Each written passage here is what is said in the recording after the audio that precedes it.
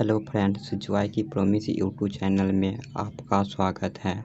आज हम पढ़ेंगे क्लास 10th के चैप्टर फर्स्ट के बारे में। चैप्टर को शुरू करने से पहले यूक्लिड विभाजन प्रमेय को समझ लेते हैं, जिससे क्वेश्चन बनाने में आसानी होगी। तो यूक्लिड विभाजन प्रमेय 1.1 में दिया हुआ है, दो धनात्मक पूर्णांक a और b रहने पर अद्वितीय पूर्ण संख्या q और r विद्यमान हैं कि a बराबर b q प्लस r, जहाँ पर एक शर्त दिया हुआ है 0 बड़ा या बराबर है r के, r बड़ा है b, r से बड़ा है b। तो हम देखते हैं, यहाँ पर एक उदाहरण द्वारा समझ लेते हैं इसको यूक्लिड विभाजन प्रमेय को। यूक्लिड विभाजन प्रमेय को समझने के लिए एक उदाहरण ले लेते हैं हम। जैसे यहाँ पर दिया हुआ है 10 और 3, तो हम यहाँ पर ले लेते हैं 10 और 3। तो यहाँ पर दो धनात्मक पूर्णांक कहता है a और b, तो a हो गया 10 और b हो गया 3। दो धनात्मक पूर्णांक हम ले लिए, ये दोनों में बड़ा है, 10 बड़ा है और 3 छोटा है। तो छोटी संख्या से या दो छोटी धनात्मक पूर्णांक संख्या से बड़ी धनात्मक पूर्णांक संख्या में हम भाग देते हैं।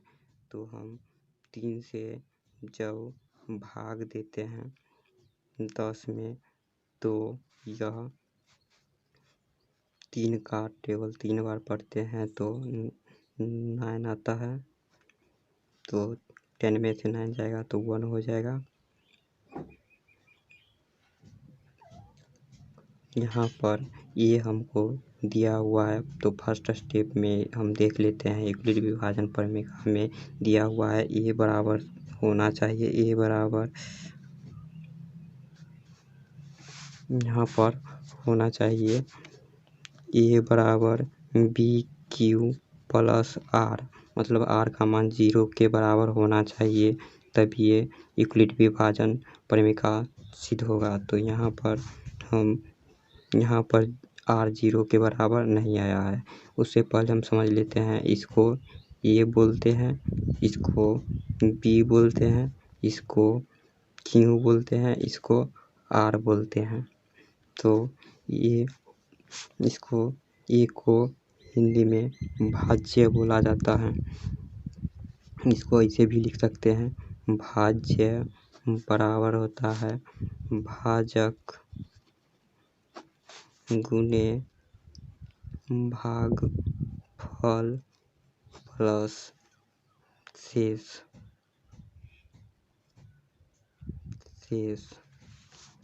तो यहाँ पर हम देखते हैं फर्स्ट स्टेप में ई r का मान 0 के बराबर हुआ कि नहीं। तो इसको हम देख लेते हैं। यहाँ पर a दिया हुआ है हमको 10, तो 10 बराबर लिखेंगे, b का मान है 3, तो 3 गुने q का मान है 3 प्लस r आया है हमको 1, तो 1 लिखे। यहाँ पर r का मान 0 के बराबर नहीं हुआ है। तो उसके बाद हम फिर यहाँ पर जो 1 आया है उससे हम भाग देते हैं 3 में। तो 1 को 3 बार पढ़ेंगे तो 3 आ जाता है, ये कट गया, 3 में 3 जाएगा तो 0 हो जाएगा, मतलब 0 के बराबर r का मान 0 के बराबर आ गया।